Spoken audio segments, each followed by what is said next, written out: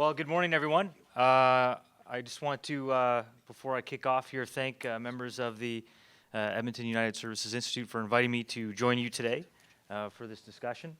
I think it's quite apropos and quite timely. I don't know if that was done with a degree of foresight or not, or just happenstance, but the topic obviously is very timely given recent announcements by our current government about the desire for a renewed involvement in certainly UN peacekeeping operations around the world. And my apologies for turning my back on fellow members of the panel here, but I'll carry on and use the podium for this. As I mentioned, it's indeed an honor and a privilege to be with you today to discuss this. As mentioned, I'm currently serving as the Chief of Operations at 3rd Canadian Division Headquarters here in Edmonton, the G3.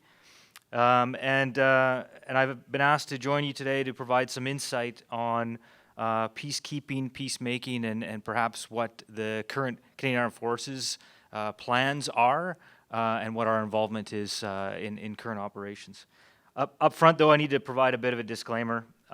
These are largely my personal thoughts, coupled with the information that I'm privy to by virtue of the position that I'm in as Chief of Operations.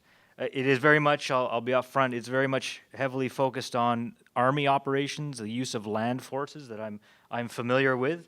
And my apologies to members of the RCAF, both current serving and former, and the Royal Canadian Navy, that I'm not going to touch on their involvement in UN operations to any large extent, but they certainly have played a significant role in the past, and perhaps other members of the panel will speak to that later this morning. And I'm not speaking on behalf of the Canadian government. I'm speaking as a serving Canadian officer with experience in overseas operations. My first experience was with UNPROFOR, having graduated from Royal Military College in 1993, finishing phase training in Gagetown and joining the 2nd Battalion PPCLI in August of 1993. The battalion had been deployed to Croatia in Sector West, and it was truly, for me, a baptism of fire and a huge eye-opener for a young officer, as that was my first experience serving in the regular Army and on operations. My father had been in the military as well and had served in Cyprus, and so I had an idea of what peacekeeping, missions looked like from a family point of view and from media, etc. But to experience that as a young officer in an environment, as Norman Leach just indicated, for UNPROFOR, it was quite significantly different. So, without further ado, how am I advancing here? There we go.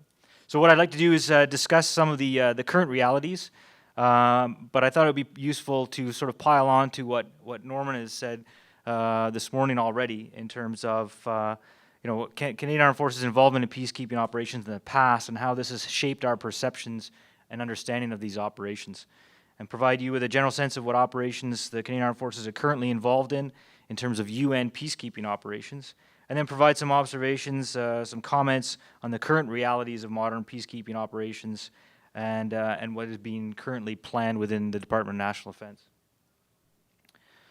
I thought this was quite apropos, this quote, that peacekeeping is a job not suited to soldiers, but a job only soldiers can do. And I think that there is a great deal of truth to this. However, the reality is successful peacekeeping operations cannot be solely focused on military capabilities and responsibilities. Although there's a desire for many of us in uniform to fill whatever vacuum might exist in the area of operations, and oftentimes we don't have the resources, the expertise, or indeed the mandate to do some of the other activities that peacekeeping forces or peace support operations are required to help deal with the civilian populations, but also with bolstering or improving host nation governments and improving the overall peace process. In our opinion, it's very much, it must be a comprehensive approach in which the military certainly plays a role, but cannot be the only and complete solution to modern peacekeeping operations. I can tell you straight up front that the Canadian Armed Forces, your Canadian Armed Forces, are extremely well suited to meet the demands of peace support operations or peacekeeping operations, whatever term you wish to use. We have a wealth of experience in complex operations as by virtue of the last few decades, for sure, certainly within a multinational context, and we're familiar with the importance of joint interagency operations with our federal partners, with multinational coalition partners, military and other government departments. That is what we train for, that is what we focus on in our collective training, because of the complexity of the environments which we operate in today. The Canadian Armed Forces brings essential resources and capabilities to such complex operations throughout the spectrum of conflict. So we bring a command function, a structure, a chain of command that allows us to not only coordinate and manage daily operations, regardless of what they are, but also plan future operations within that overall mission. We bring reconnaissance and surveillance capabilities, the ability to sense what's out there, to understand the area of operations or the battlefield, and then to be able to posture and react towards that as the situation changes. We bring the ability to employ fire and maneuver or kinetic effects as required, and a clear understanding of the laws of armed conflict, which is absolutely essential for modern operations today. So we have the ability to use force in a very precise manner, if need be, and restrict the use of force within the laws of armed conflict to not jeopardize the overall mandate and rules of engagement. We have the ability to provide protection, both for serving military personnel, but also members of the overall effort. We have the ability to provide armored vehicles, for example, that provide a level of protection. We have the ability to maneuver through areas that are dangerous or non-permissive. We have the ability to set up camps and provide protection for people to work from, another essential component of modern operations. And we have the ability to sustain these efforts through logistical capabilities and capacity. And although there's been a great deal of rhetoric by many people about Canada's limitations, every military has limitations. And our ability to sustain operations is certainly something that we keep a very close eye on, but it's an essential component of these operations, be they peacekeeping or peacemaking, etc. The ability to sustain oneself and not be dependent on the host nation or other nations for that critical support. So therefore, I mean, we are very much capable of operating in peace support operations across the spectrum of conflict. But we form a critical component of Canada's efforts to do so. But we're not the sole component of that effort. So this slide I thought was useful because it kind of illustrates a perception of what is UN peacekeeping. And we immediately envision blue berets, blue helmets. But what is peacekeeping? What is peacemaking? Peace support operations or peace enforcement. All these terms tend to be used quite liberally to explain, well, it's a UN operation, blue berets, blue helmets, it's military use of force. We need to establish, maintain, or indeed promote peace in the region. And are these terms indeed still relevant today? But I thought this picture illustrated some of these key expectations of, that, I don't know, you can't see across the top there, but it says protect, stabilize, and consolidate peace. And then down below, one mandate, one mission, one force. Unfortunately, it's not as easy as that. There are many, many complex natures to modern operations. But I thought this was useful as an illustration of perhaps a perception that's out there. This gives you an idea of the number of UN operations currently being managed. I know it's difficult to read, but around the globe, there's quite a few of them in Africa, the Middle East, Asia, and indeed the Caribbean. I just wanted to throw this up there for, again, an illustration of the volume of peacekeeping operations that are managed by the UN and the drain or the demand, I should say, on military forces to support those operations, all for the right reasons. But as you'll see in subsequent illustrations here, there are large numbers of military forces involved in these UN operations, and Canada will be playing more of a role in that in the years to come here. some current thoughts, and I thought it was important to also illustrate some of the rhetoric that's being used right now in a Government of Canada press release. I'll just read it here for you so you can. Canada remains committed to building a more peaceful and prosperous world. Its increased support to UN peace operations is centered on a whole-of-government approach combined with diplomacy, deployment, training, and capacity building, and includes conflict prevention, mediation, peace operations, and peace-building efforts. So it's one could surmise it's the complete gamut there, from what we would call left of bang, preventing conflict from occurring, to right of bang in putting a country or several nations back together after a conflict. And Canada's role in that will be renewed in the days to come here. But some of this rhetoric here, when we talk about peace building or peacekeeping, one would have to surmise that there is an element of peace to maintain. In some of these conflicts, there is no peace yet. That it's maybe not warring factions, recognized warring factions wearing uniforms recognized by their nations, but indeed illegally armed groups or insurgents or terrorists, which adds to the complexity of the modern military operations. Peace may be the objective, but are we really conducting peacekeeping or peacemaking? And is the intent to protect populations from a variety of threats? Regardless, whatever operation Canadian Armed Forces are assigned, it's essential that there's a clear mandate established with clearly defined objectives. And with this should come robust and effective rules of engagement that enable military forces to achieve these stated aims. I think when we talk about what are the resources required, that's very much it.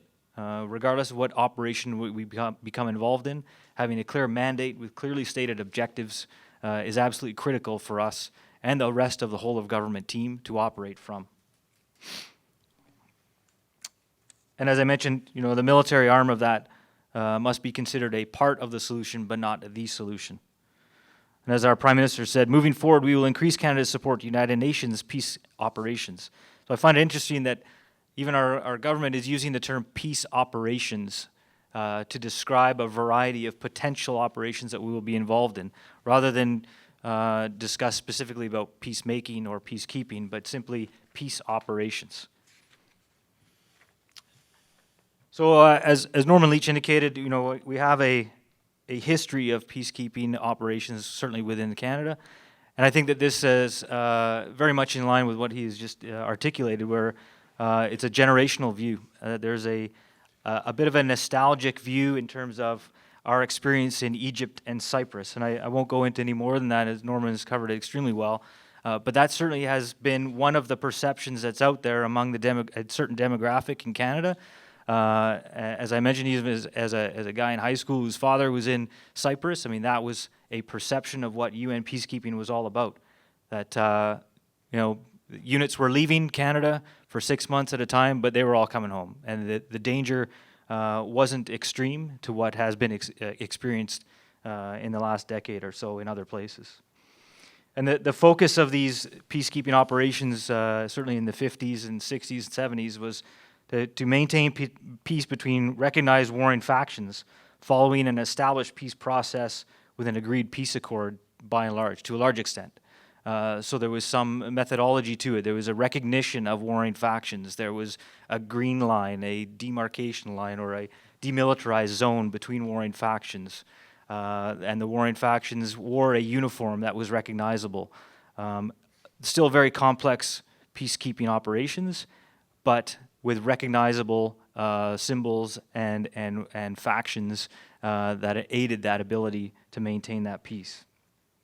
Rules of engagement were quite limited, with a focus of maintaining observation of these peace agreements and reporting violations.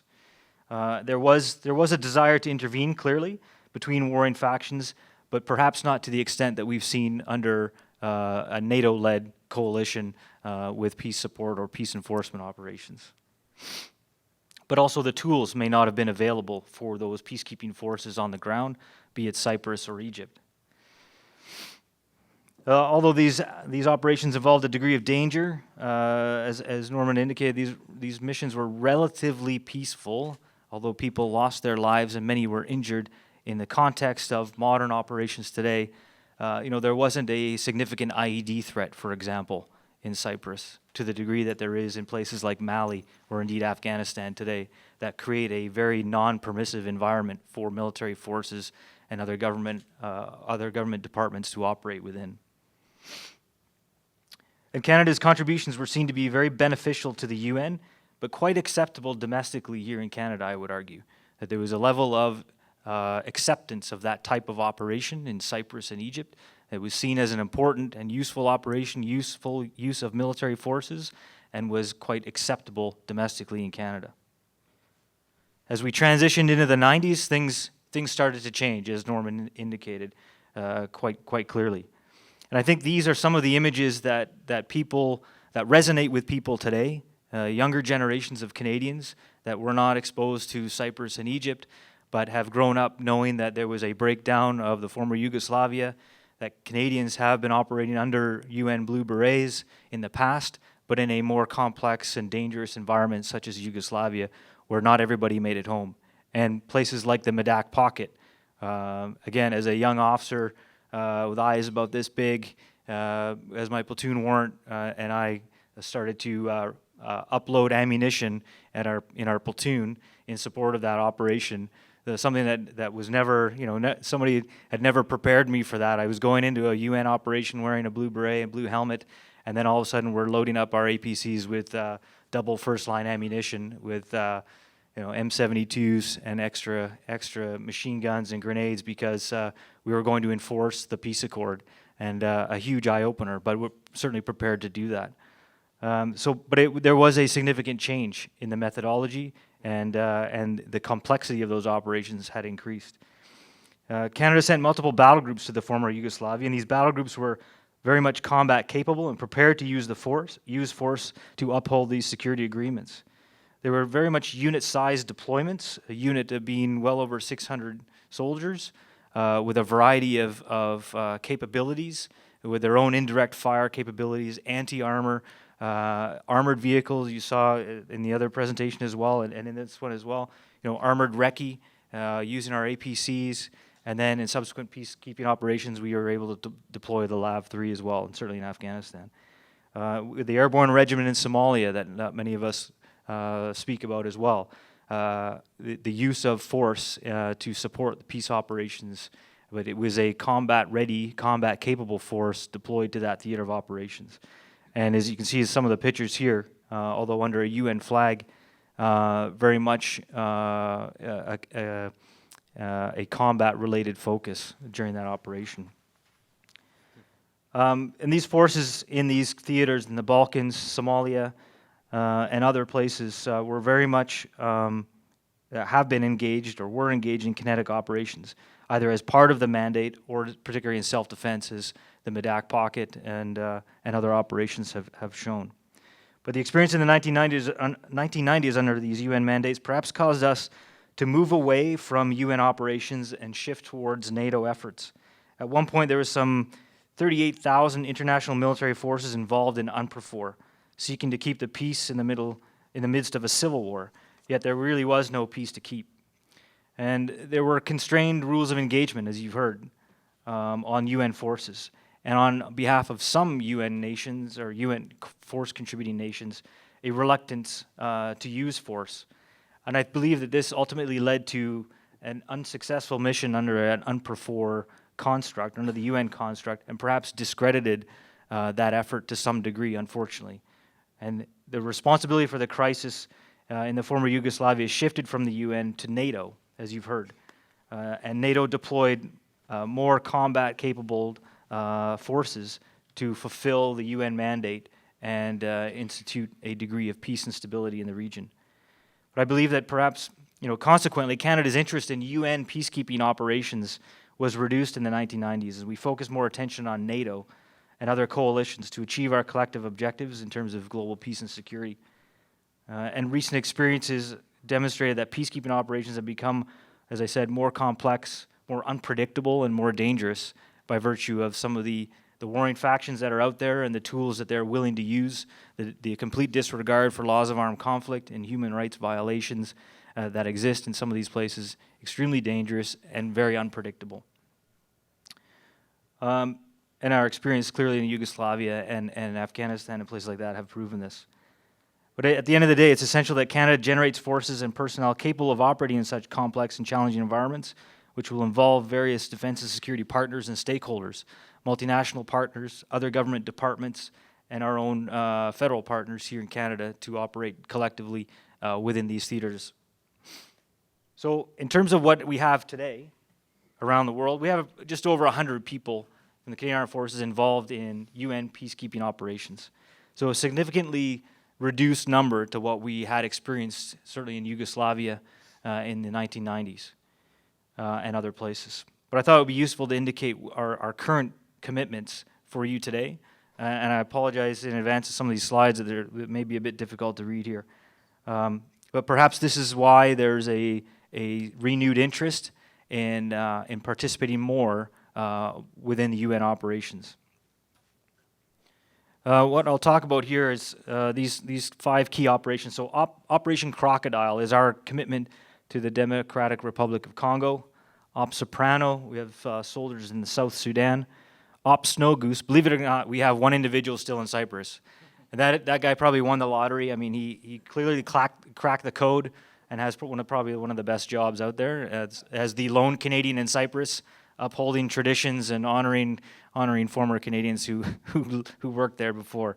I think it's a pretty jammy go. But nonetheless, we still have one individual in Cyprus. In Op Jade in the Middle East, I'll talk a bit more about, and Op Hamlet in Haiti. Op Jade is Canada's contribution to the UN Truce Supervision Organization, and it's responsible for monitoring compliance with the ceasefire between Israel and the neighboring states of Egypt, Jordan, and Syria. And their Canadian Forces personnel deployed with Task Force Middle East, they serve as UNMOs supporting UN operations in Lebanon and the Golan Heights. And for Op Hamlet, it's Canada's contribution to the UN Stabilization Mission in Haiti, and its mandate is to support a constitutional process in Haiti to help maintain secure and stable environment. Again, I apologize, you can't really see that terribly well, but in Congo, just to give you an idea, that there's some over 22,000 uniformed personnel involved in that UN operation at the moment. And there's been some 263 fatalities. We have 9 people involved in that operation in the Congo, and a pretty significant budget that's been allocated, a UN budget, of well over $1.3 billion a year to provide some stability in that region. The focus, the mandate is really the protection of civilians, humanitarian personnel, and human rights defenders under imminent threat of physical violence, and to support the government of the DRC in its stabilization and peace consolidation efforts. So a small number of Canadians involved in that. This map depicts the country of Democratic Republic of Congo, and what you can't see on there are the number of troop-contributing nations and the size of their organizations of subunits, so company level, squadron level, various headquarters staff in various locations throughout the Congo. And Canada continues to contribute to that in a small way at the moment. In the South Sudan, we have 10 people involved in that operation. Its mission is to, or the mandate rather, is towards the protection of civilians, human rights monitoring, support to the delivery of humanitarian assistance, and for the implementation of the cessation of hostilities agreement in South Sudan. Again, a large number of UN personnel there, over 12,000 military troops and military observers, and quite a significant budget allocated to South Sudan, with 43 fatalities in the past. Again, another map showing you the layout of troop-contributing nations there throughout, and that changes on a fairly regular basis as troops are rotated in and out. In the Middle East, as I mentioned, we have 4 staff officers as part of this, and this is the longest standing since May of 1948, longest standing UN operation that we've been involved in. We're monitoring, troops there are monitoring the ceasefire, supervising our armistice agreements, and prevent isolated incidents from escalating, and assist other UN peacekeeping operations in the region to fulfill their respective mandates. With a budget of over $74 million, with fatalities in the past, upwards of 50. But as I mentioned, we have about 4 Canadian staff officers there. Additionally, in the region, Canada is involved in what we call Calumet in the Sinai. This is Canada's participation in the Multinational Force and Observers, MFO. It's an independent peacekeeping operation in the Sinai that we've maintained since about 1985. In Calumet, there's approximately 35 military police and additional support from personnel around, so it's around 50 people in the Sinai, 50 Canadians. And we're providing the task force commander. We have various staff officers in UN headquarters in support of other operations, but really, as he said, the number's around just north of 100 at the moment. Another map indicating where people are. And then Haiti. So Haiti, obviously, Canadians have been there frequently the past decade, and we continue to maintain a footprint there, about 5 staff officers. Unfortunately, it has been quite a dangerous place for a variety of reasons, not just the civil strife there, but obviously with earthquakes as well.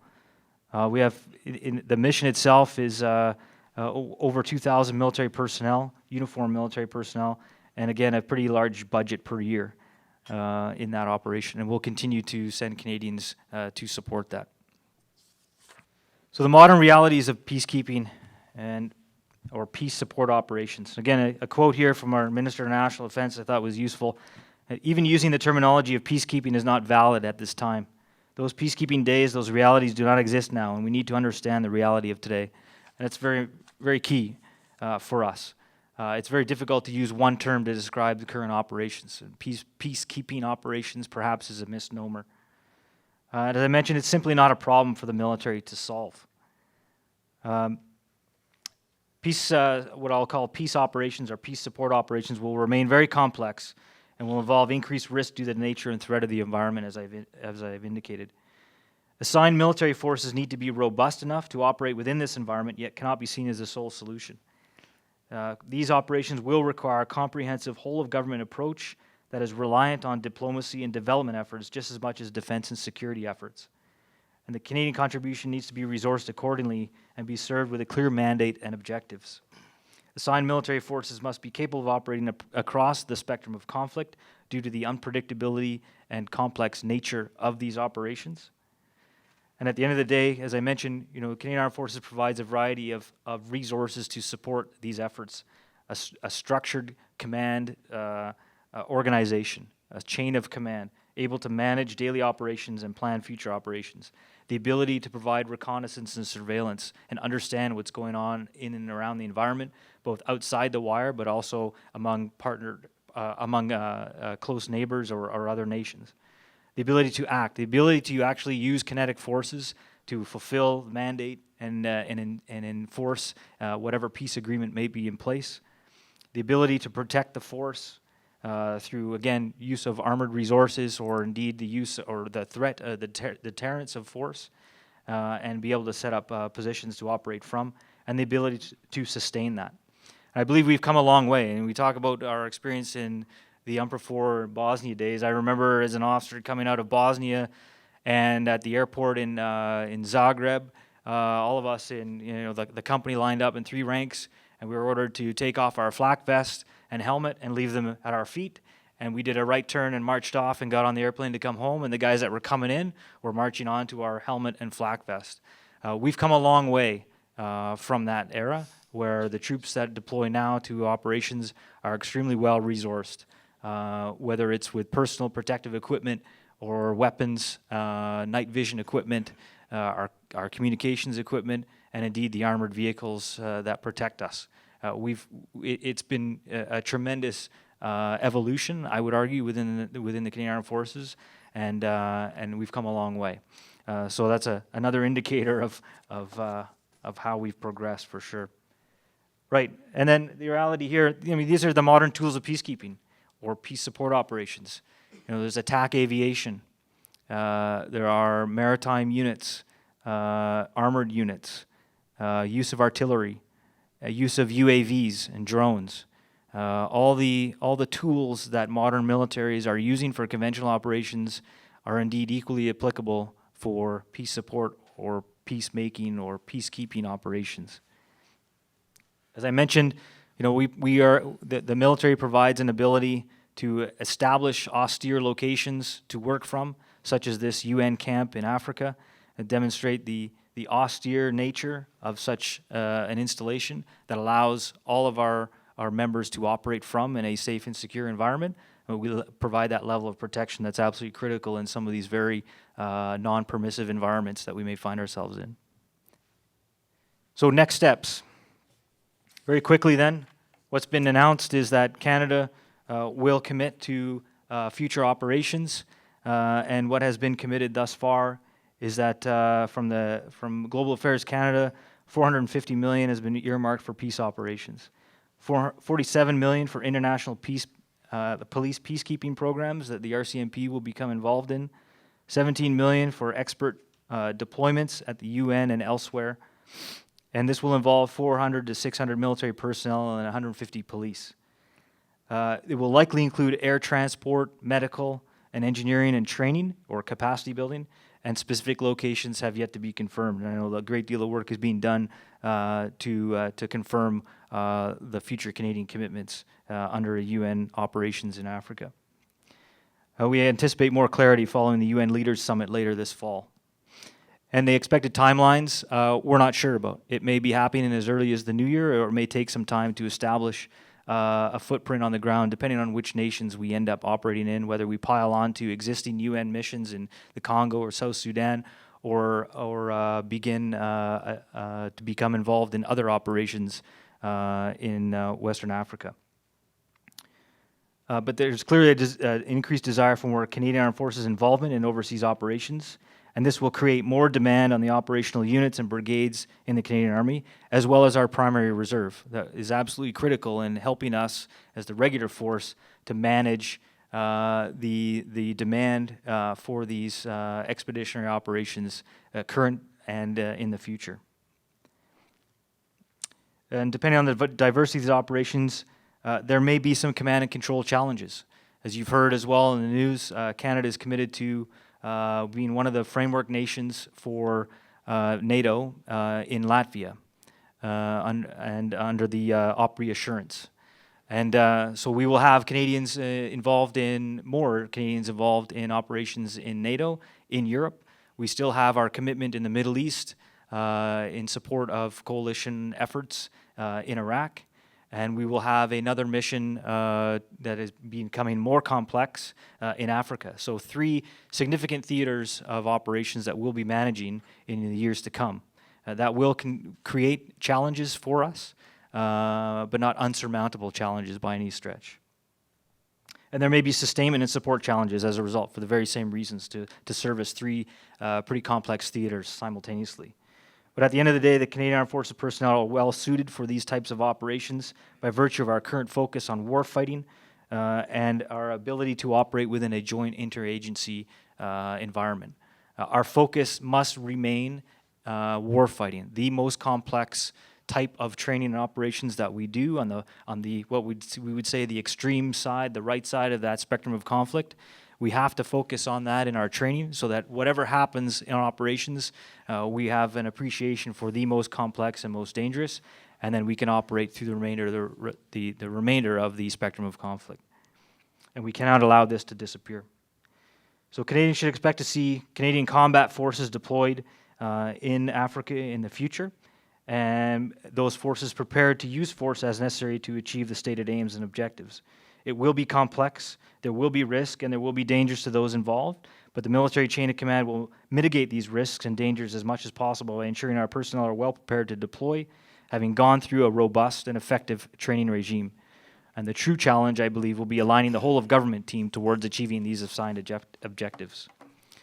So, ladies and gentlemen, thank you very much for the opportunity to speak with you today. I'll leave it at that and look forward to hearing more comments from esteemed colleagues here as part of the panel.